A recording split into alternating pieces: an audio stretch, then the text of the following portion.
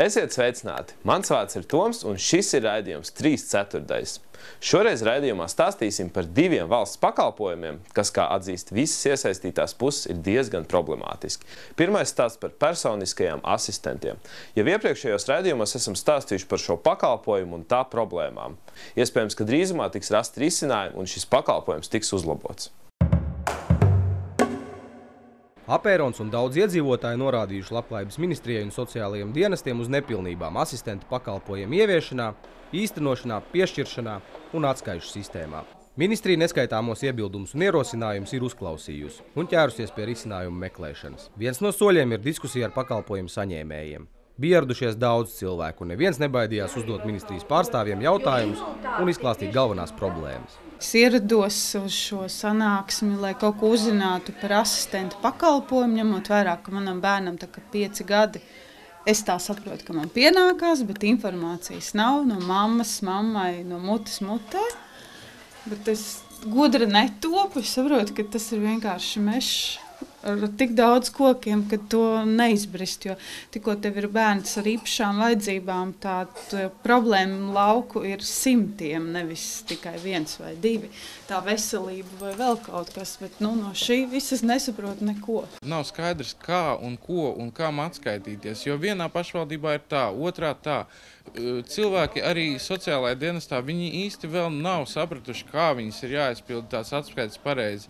Viņi nevar pat nokonsultēt, kas būtu un kā. Viņi runā pa telefonu ar saviem priekšniekiem. Priekšnieki vienā dienā pasaka tā, otrā dienā kaut kas tur mainās un nekādas skaidrības nav, trūkst informācijas. Manā skatījumā diskusija bija auglīga un konstruktīva. Es ceru, ka kolēģi sadarbības partneri domā tāpat, jo tas vien par to liecina, ka vētrainas debates notika jau, jāsaka, tāpat pēc oficiālā sanāksmē paredzētā laika. Mums notiks diskusijas arī praktiski ar visiem valsts sociālajiem dienestiem, ar nevalsts organizācijām vēl padiskutēsim, ka tā visa rezultātā mums izdosies izveidot saprātīgu šo te produktu, kas saucās ministru kabineta noteikumi, lai tik tiešām visas iesaistītās puses būtu apmierinātas. Tirts apmeklēts, arī konkrēti, es saku, varbūt man pierakstīt, ko es mazgāju. Un kas mazgāju? Absurds kaut kāds. Tātad lietotājiem ir savi argumenti, un ministrijas darbinieki ir sapratuši, ka jautājumi ir vairāk nekā atbilžu. Tādēļ kaut kas īsti nav kārtībā ar pakalpojumu. Asistentu pakalpojumu lietotāji ministru kabineta noteikumus, kurus izstrādājas Labklājības ministrija, pat dēvē par brāķi. Asistentu pakalpojumi tika ieviesti gadu agrāk nekā bija plānots likumā. Un jāsaka, ka labu gribots, piedāvājot ātrāk šo pakalpojumu, jāatzīst arī mēs pieļāvām vairākas pieredzes trūkuma kļūdas. Proti pakalpojums un finansējums fiziski tika atvērts, bet skaidrojošais darbs par tā piemērošanu speciāli sociālajiem dienestiem un lietotājiem pašiem diemžēl nebija īpaši pārdomāti veikts. Šobrīd ministrija sola izstrādāt ministru kabineta grozījumus, ja tādi būs nepieciešami, un strādāt pie pakalpojumu saņēmēju un sociālo darbinieku informēšanas. Tātad iespējams šajā jomā kaut kas varētu mainīties. Patīm redzot, izpalika kaut kur tā klienta vajadzība precīza definēšana un izpratne par to, kā tad tas reāli notiks praksē, kad ir viens cilvēks ar invaliditāti apdzīvotā vietā X, un kā tad sociālais dienests un arī klients varēs tulkot ministru kabineta noteikumus, kas mēs zinām parasti nav nekādā vieglajā valodā uzrakstīti. Šobrīd ir pieteikušies 107 cilvēki uz asistentu pakalpojumiem. Šim pakalpojumam būs pieprasījums. Un sevišķi, ja mēs padaram loģiskāku un vienkāršāku šo pakalpojumu lietošanas kārtību, tad tas mērķis tiks sasniegts. Zinot, mūsu valsts vai kaut kas uzlabosies, to mēs redzēsim. Nākošais mēnesis cerams, vai būs kaut kādas izmaiņas vai nē. Ja? Kā ierēģi teica, ka jau norādījumi esot doti, lai atvieglinātu šo pakalpojumu, lai būtu vienkāršāks, lai vairs tik strikti nepiekasītos birokrātiskām detaļām, vienkāršotāk uztvertu visus tos noteikumus un tā tālāk.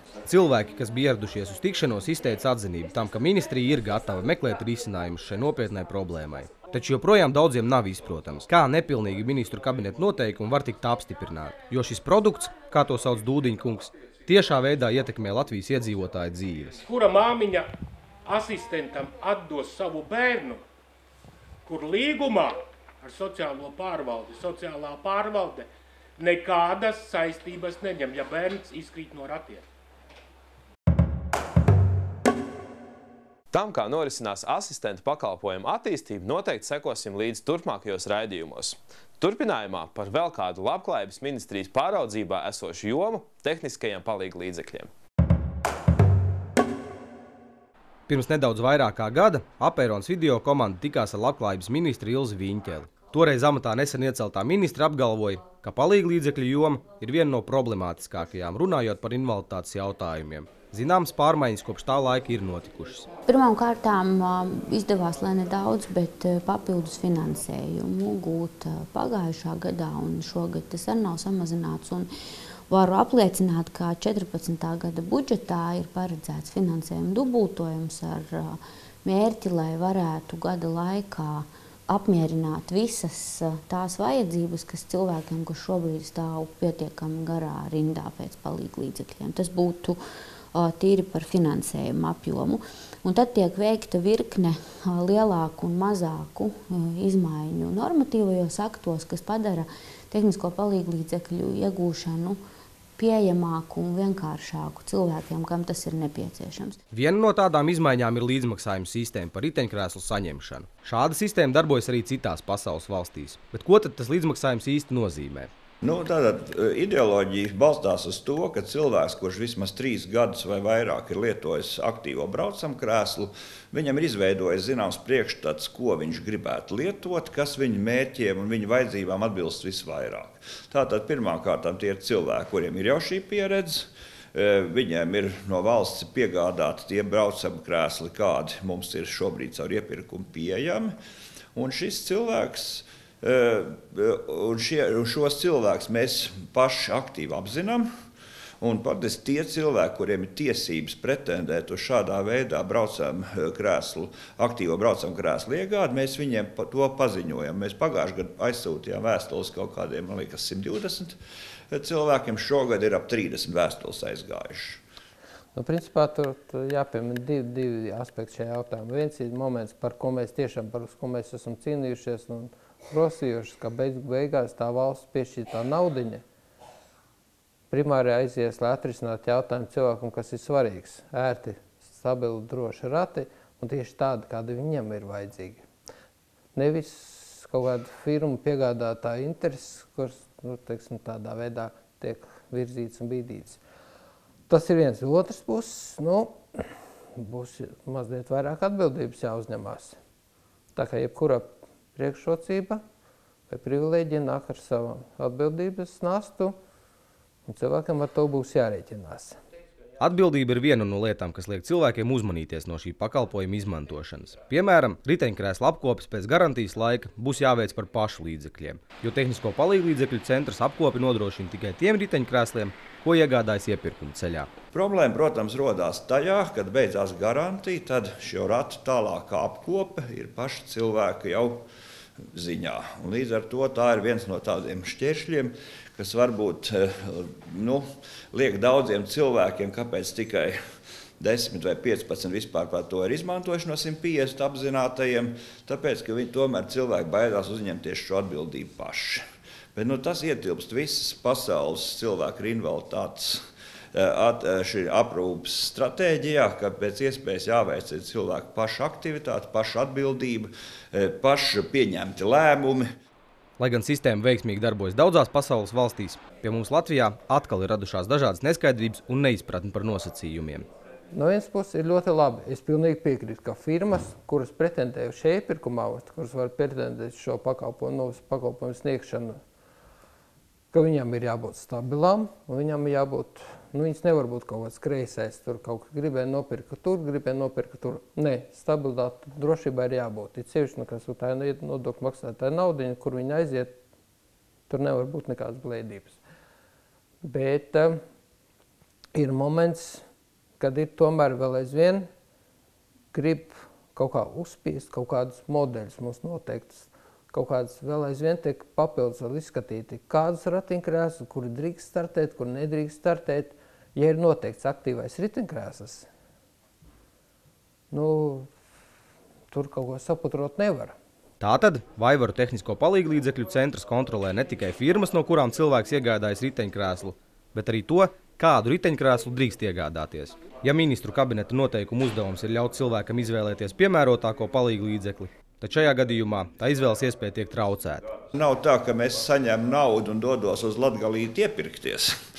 Jo tomēr mēs pa valsts naudu nevaram atļauties, ka cilvēks kaut kādu iemeslu pēc iztērē valsts naudu kaut kādai pilnīgi nekvalitīvai precei, un pēc tam, ka viņam tā prece piepeštas krēslas salūzes mēnešu laikā, viņš vienalga ieradīsies, un mēs jau viņu neatstāsim šļūcam pa asfaltu bez braucam krēslu, protams. Tāpēc mēs tomēr esam izvēlējušies, devuši iespēju visiem Latviju atzītiem piegādātājiem savus preces piedāvāt, esam apzinājuši, kāds ir viņa klāsts, ko Latvijā var saņemt. Un, diemžēl, līdz ar to, ja cilvēks atrod internetu vietnē kaut kādus ratus, kas viņam liekas ļoti piemērot, bet Latvijā viņus neviens nepārdod, tad šādas ratus šādā sistēmā iegādāties nevar. Ir vēl viena lieta, par ko mēs saskaramies. Ikvienos MK noteikumu, kad viņi uzsāk savu pastāvīgo dzīvi, kad ir to ierēģņu, tā interpretēšana, kā viņi izpaužās kaut kādos punktos, kā vēl kādos papildus. Un, diemžēl, tie punkti nenāk par labu cilvēkam, tie ir kaut kādi vairāk tie papildus tie punkti, lai aizsargātu ierēģi paši sevi, savu neizdarību. Cilvēki, kas riteņkrēslu lieto vismaz 3 gadus un ir rindā pēc jauna riteņkrēsla, iespējams saņems uzaicinājumu izmantot līdzmaksājumu sistēmu un izvēlēties sev piemērotāko riteņkrēslu. Šādā gadījumā cilvēkam svarīgi saprast, ka atbildību par riteņkrēslu uzņems viņš pats, gan par savu izvēli, gan arī par riteņkrēsla remontu. Uz nākamo riteņkrēslu būs iespēja pretendēt pēc 7 gadiem. Šobrīd gan Vaivaru tehnisko palīglīdzekļu centrā tiek izstrādāti grozījumi, kas ļaus riteņkrēslu mainīt jau pēc 5 gadiem. Tāpat arī svarīgi apzināties, ka negluži visus pasaulē pieejamos riteņkrēslus būs iespējams iegādāties. Pieejami būs tikai tie, ko Vaivaru tehnisko palīglīdzekļu centrs iekļāvis savā sarakstā. Protams, ka ir vēl virkne lietu, kas ir vērtējamas. Piemēram, manuprāt, vismaz apsvēršanas vērts būtu priekšlikums veikt tehnisko palīglīdzekļu funkcijas deleģēšanas novērtējumu kopumā. Vai šī iniciatīva, kur Labklājības ministrija ir bijusi viens no pionieriem valstī, kas ir deleģējusi vienu no valsts funkcijām, tālāk, cik tas ir sevi attaisnojis. Iepriekšējos raidījumos izsludinājām konkursu par jūsuprāt muļķīgākajiem alternatīviem risinājumiem. Esam saņēmuši pirmos foto, un Mārtiņš no Rīgas ir iemūžinājis Rīgas stacijas tuneli. Otrā bilde ir atceļojusi no aizputes. Paldies Litai! Viņa ir nofotografējusi kādu uzbrauktu pie bankas. Trešajā bildē jūs varat redzēt pilnīgi bezjēdzīgu alternatīvo risinājumu, ko ir iesūtījis Haralds no Jelgavas.